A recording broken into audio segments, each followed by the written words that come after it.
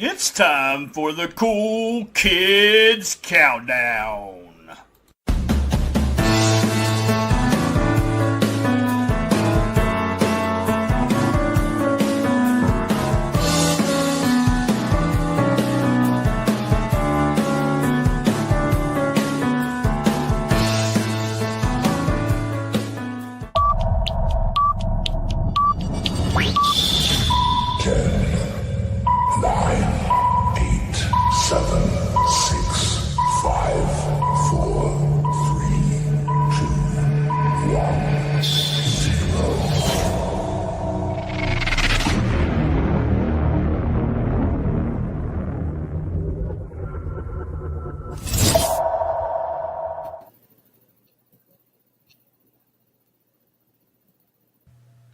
We're live from 304 Studios in Jonesboro,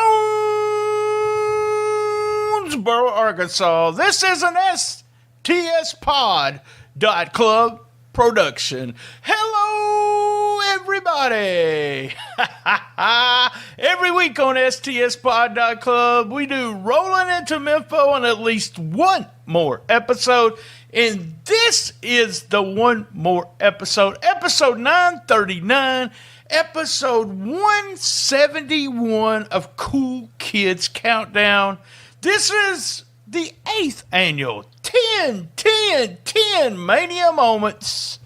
This is the episode that started the Cool Kids Countdown back in 2017. What a run. What a run. 8th annual 10 Moments. Just want everyone to know I do my reviews, and just like with Mania, I did my reviews without looking at information on Twitter, what everyone else thought. I have no idea what anyone else thinks about Mania. Real reminder here, Patreon, go to stspod.club. In the right-hand corner, join Patreon for free, or give us $5. You can listen to over 1,100 episodes, uncut, members only. We say stuff, I do, that on the B-side, which is after we complete, and I say love my mama, that I would never say here on the main feed, believe it or not. I also want to put out this to everyone that's just listened to WTF or listens to all our other shows but doesn't listen to Rolling Into Memphis. We have a trio of things we do every Saturday. Official lineup, well, usually Friday or Saturday morning. Then at Memphis Wrestling, both of those are at Memphis Wrestling. We watch Memphis Wrestling at noon, and then at 1:45 is when the Rolling Into Memphis streams there on YouTube. 573-738-0171 or email us at stspodclub@gmail.com. Link of all links is at stspod.club, and we post on Facebook, TikTok, X, Instagram, Rumble. Every day we post the Shiz Knit Minute. That's right. We also have a link, super soft, retro t-shirts up to 5 extra large retro fade. All right, guys, let's get ready for 10 Moments of Mania 41. 10. At WrestleMania 41, the Lucha Brothers, Penta El Zero Miedo, and Rey Fenix each made impactful appearances, marking a significant moment in their WWE careers. Penta competed in a fatal four-way match for the Intercontinental Championship against Braun Breaker, Finn Balor, and Dominic Mysterio. Despite Penta's formidable performance, the match concluded with Mysterio seizing the title by pinning Balor after a coup de grace, showcasing his opportunistic prowess. Meanwhile, Rey Fenix stepped in as a late replacement for the injured Rey Mysterio to face El Grande Americano, a persona adopted by Chad Gable. Fenix's high-flying style was on full display, but the match ended controversially when Americano used a concealed metal plate in his mask to deliver a decisive headbutt, securing the victory. Not a bad showing for two kids that started by selling programs. Oh, yeah, I was real excited to see Phoenix come out to wrestle in Rey Mysterio's place. Awesome stuff. Phoenix and Penta have that story. It's a feel-good story. They started as children they were selling programs either at Arena Mexico, I believe that was when it, and they also did that wrestling in the streets kind of thing. Well, here's two guys who were wrestling in the streets and been wrestling fans their whole life. WrestleMania appearances, I've seen a couple people say something about, well, they lost. They lost, but it doesn't matter. They was at WrestleMania. Did you see that crowd? You see the reaction? Fans know who Phoenix and Penta are much better than they did when they were in AEW, and they did a lot of things in AEW. All right, that was number 10. 9. Night 2 of WrestleMania 41 was widely regarded as superior to Night 1, delivering higher stakes, surprise moments, and stronger storytelling. The evening kicked off with a fiery Intercontinental title Fatal 4-Way that saw Dominic Mysterio shock fans by winning gold in front of a cheering crowd. From there, the momentum never slowed, with Penta El Zero Miedo and other international stars showcasing diversity and in-ring excellence. Becky Lynch's surprise return as Lyra Valkyria's partner lit up the women's division, adding both star power and emotional resonance. But the real turning point was the triple main event stretch, culminating in John Cena's controversial victory over Cody Rhodes to win his record 17th world title. Cena's heelish tactics, including help from Travis Scott, added drama and left fans buzzing. Meanwhile, the Hall of Fame segment honoring Cena and Steve Austin added emotional weight and nostalgia that Night 1 lacked. Even the pacing and match order flowed more naturally, keeping fans engaged from start to finish. In comparison, Night 1 felt more like an undercard, with fewer surprises and flatter crowd reactions. Ultimately, Night 2 felt like a true WrestleMania climax. Historic, chaotic, and unforgettable. I saw little criticism. I seen very little, like I told you. I don't try to look for it, but I seen people saying something about Night 1 or Night 2 was better than Night 1. I agree 100%. I looked at my matches. Y'all know I do thumbs up, thumbs down. I don't do stars. I only had 3 thumbs up matches on the show the first night. The second night, I had 6. 1, 2, 3, 4, 5. Okay, I had 5 thumbs up matches. All good stuff. Both nights were entertaining, but if I had to pick one night, even though I felt like, and you'll see the number one thing I felt like Night 1 had the most shocking thing. Both nights fun, good. But I'll go with Night 2 as the best night. 8. TNA World Champion Joe Hendry made a surprise by answering Randy Orton's open challenge. Originally, Orton was set to face Kevin Owens, but a neck injury sidelined Owens, leading to the unexpected appearance of Hendry. The Scottish wrestler entered Allegiant Stadium to a thunderous ovation, marking a rare cross-promotional moment between WWE and TNA. Despite the excitement, the match concluded swiftly, with Orton delivering an RKO to secure the victory in just over 3 minutes. Post-match, Orton extended a handshake to Hendry, only to follow it up with a second RKO, adding a dramatic flair to the encounter. While some fans viewed the quick loss as a potential setback for Hendry, others saw it as a significant exposure opportunity on WWE's grandest stage. I do try to avoid listening to anyone about their Mania stuff, but my old buddy Gene Jackson actually posted something about Joe Hendry's appearance, saying he jobbed out, he shouldn't have done it because he was TNA World Champion. This was a huge surprise. The crowd was so into him, loved it. Joe Hendry is a smart man. You call me and tell me I'm going to be on WrestleMania. You do anything you want to do to BT.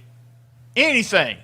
I'm going to be on WrestleMania, and I'm going to be in front of a crowd that a size of a crowd I've never been in. I thought this was done very, very well. Crowd got into it. Randy did everything perfect as usual, and then ended it with another RKO. 7. The match between Tiffany Stratton and Charlotte Flair was widely criticized as one of the night's biggest letdowns. Billed as a generational clash between WWE's next big thing and its reigning queen, the bout failed to deliver on the hype. From the opening bell, the pacing felt off, with awkward transitions and missed spots that disrupted the flow. Tiffany, though athletically gifted, looked visibly nervous under the WrestleMania spotlight, and Charlotte appeared frustrated at times. Their lack of chemistry was obvious, with several botched sequences drawing groans from the crowd. What was supposed to be a statement match for Tiffany turned into a cautionary tale about being rushed into a marquee position too soon. Even the finish, a weakly executed natural selection, left fans underwhelmed and confused. Post-match, neither woman addressed the crowd, adding to the flat energy. Critics online called it a charisma vacuum, and many questioned WWE's decision to place it so high on the card. While both competitors have talent, this WrestleMania clash proved that not every dream match lives up to expectations. Lots of build-up for this match. I actually like the promos. There's all kinds of insiders that think they know what was going on there. No one knew what was going on. I promise you. I don't know if these girls like each other, love each other. It don't really matter. Here's what matters. They had the shittiest match on WrestleMania. Both nights, shittiest match on Mania. I thought it was horrible. They got lost a couple of times. They didn't slow down at any time. And Charlotte's putting that fucking moonsault of hers somewhere. Ever who put that match together needs to be slapped in the face. I don't think it accomplished anything. Got a win from Tiffany. But what did that do? It put her over Charlotte. But, Charlotte could just come back and win the title. I was real surprised at how bad this was. 6. Dominic Mysterio shocked the world by capturing the Intercontinental Championship in a thrilling fatal four-way match. Competing against Braun Breaker, Finn Balor, and Penta El Zero Miedo, Dom entered the bout as the underdog, with many fans expecting him to be outmatched. The match was a non-stop display of chaos and high-impact offense, with each competitor getting moments to shine. Penta delivered his signature aerial assaults, Balor brought his calculated aggression, and Breaker dominated with sheer power. However, in the closing moments, Finn Balor appeared to have the match won after hitting the coup de grace on Breaker. Out of nowhere, Dominic tossed Balor out of the ring and stole the pin, covering Breaker for the 3 count. The crowd, initially stunned, erupted with a mix of cheers and boos as Dom celebrated with the title. It marked his first singles championship on the WrestleMania stage, solidifying his evolution from Rey Mysterio's controversial son to a true WWE star in his own right. The win also made him the youngest Intercontinental Champion in recent memory. With this milestone victory, Dominic proved he's no longer living in his father's shadow. He's building his own legacy. It's Finn Balor, not Baylor, AI. God. Kayfabe. What did you guys think? Dom wins a title. I was shocked, excited. Looks like they're going to do a singles run with Dom, probably going to feud with Finn. I was, as I said, shocked to see him win. I loved the match. I thought the match was really good. A lot of damn shit moments during the match. Stars. All of them stars in the match. Dom has got a long career if he stays healthy in WWE. And this is just starting his run as a singles champion. All right, guys. You know what we're fixing to do. It is commercial break time. And when we come back, we will do 5, 4, 3, 2, and 1. All right, thanks to our sponsors back from commercial break. Shout outs to long-time listeners who's been here during the whole ride of Cool Kids Countdown. Ed and Braino Lasto. I know there's a couple more there. I'm sorry if I forgot you. They have been here forever. Shout out, guys. And a shout out to my buddy Stacy, who is on 5-minute time limit all the time, every episode. We had this big joke going, and I know you guys, if you know Stacy, she sent me a picture that said she was going to be the one going against Randy Orton. If we could just share those text messages with each other, there's something wrong with us, I believe. Shout out to Stacy. Now, 5, 4, 3, 2, and 1. 5, 5, 5. Stone Cold. Steve Austin made a memorable appearance that combined nostalgia with an unexpected twist. Riding his signature ATV around the ring at Allegiant Stadium in Las Vegas, Austin energized the crowd of 63,226 fans. However, during his entrance, he accidentally crashed the ATV into a ringside barricade, causing a nearby female spectator to fall from her seat. Despite the mishap, Austin quickly checked on the fan to ensure she was unharmed before proceeding with his segment. WWE President Nick Khan also approached the woman, and reports suggest she may receive complimentary merchandise and event tickets as a goodwill gesture. Austin then entered the ring to announce the attendance figures for the event and indulged in his trademark beer celebration. As always, when you hear the glass break, you know it's going to be a fun time. Stone Cold came out to announce the attendance, ran around the ring, and hit the barrier, knocking some lady down. We also saw, this was the number 5 moment of WrestleMania. I was laughing and hoping the lady was okay. Guys, that could have went super, super bad in the sense he could just go through the crowd. He did not drive the ATV back. So I don't know. I guess he decided not to drive it back after drinking 4 or 5 beers there. But yeah, that was our number 5 moment. Stone Cold can't drive.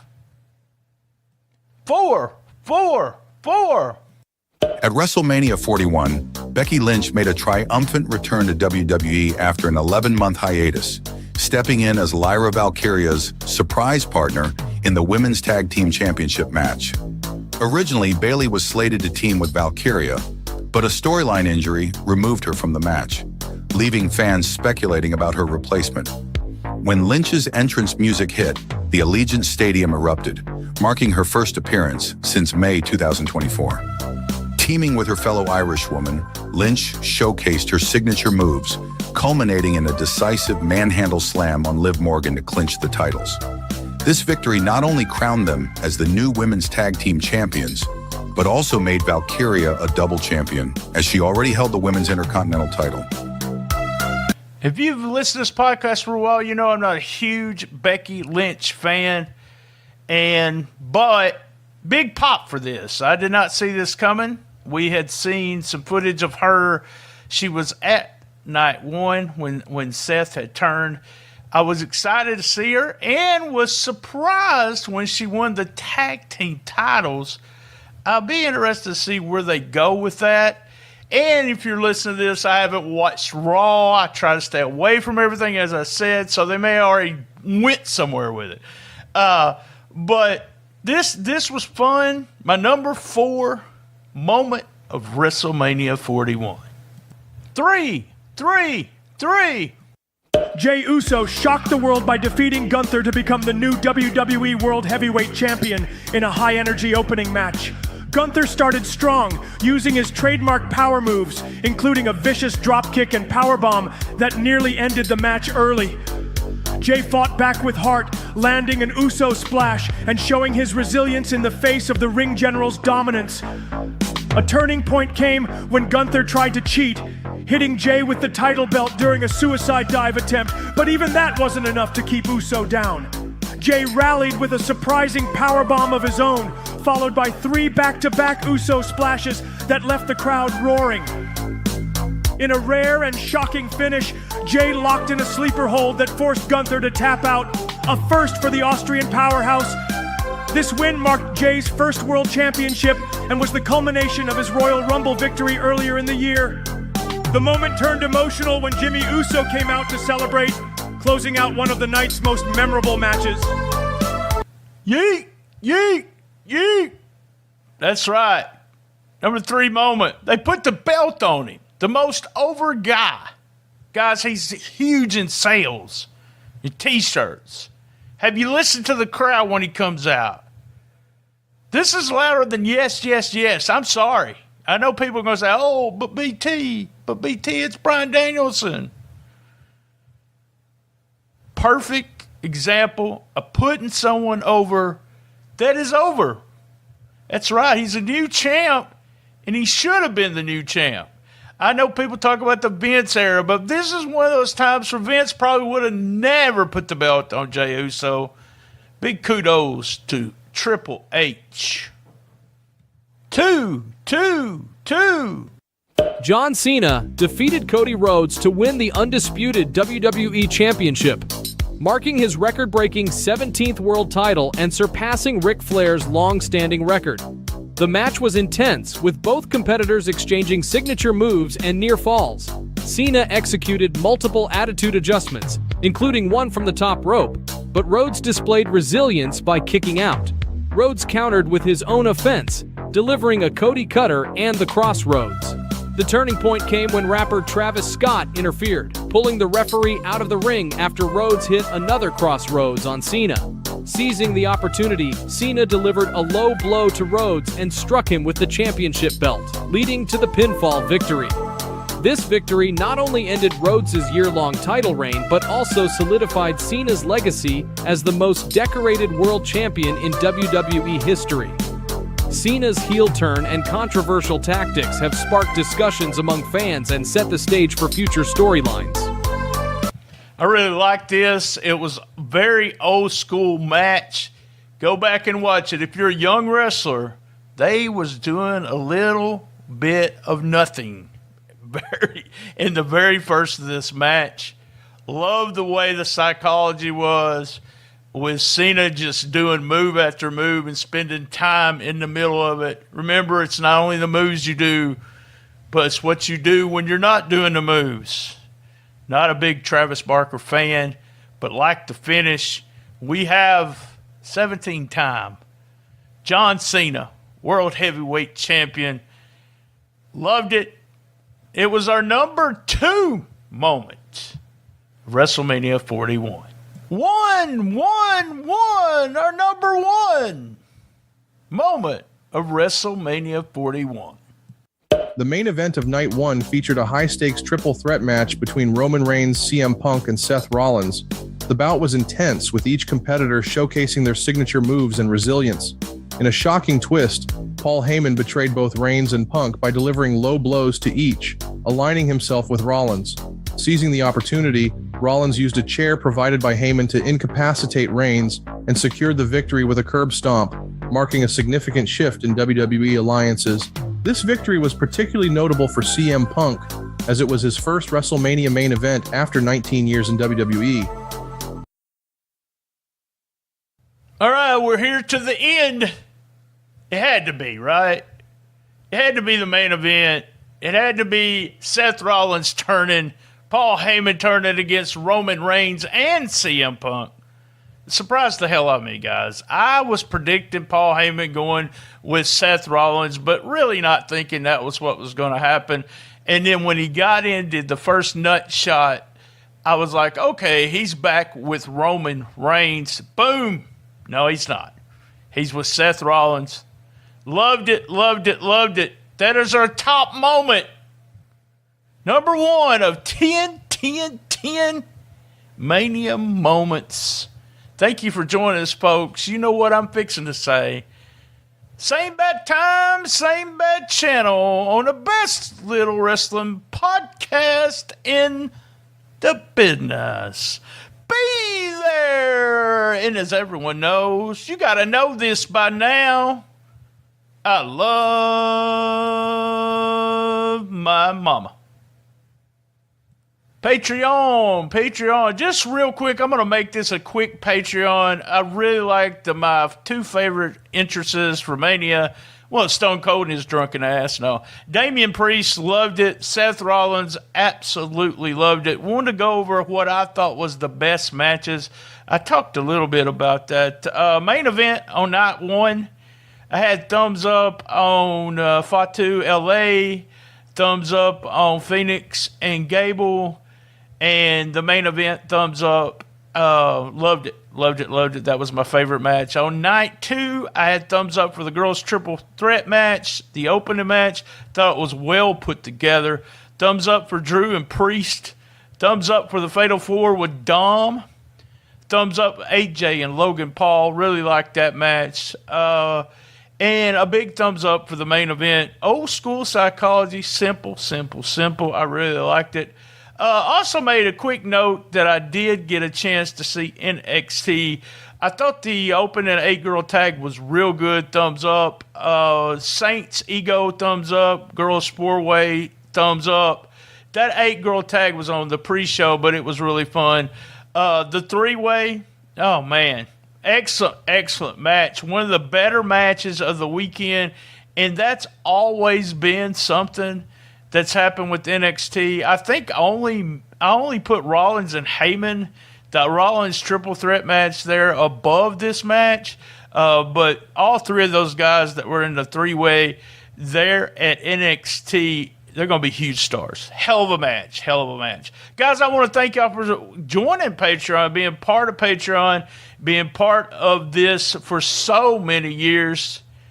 Keep it up. Tell your friends about Patreon. We really want more and more and more people. Yeah, I'd appreciate it. Y'all have a good week.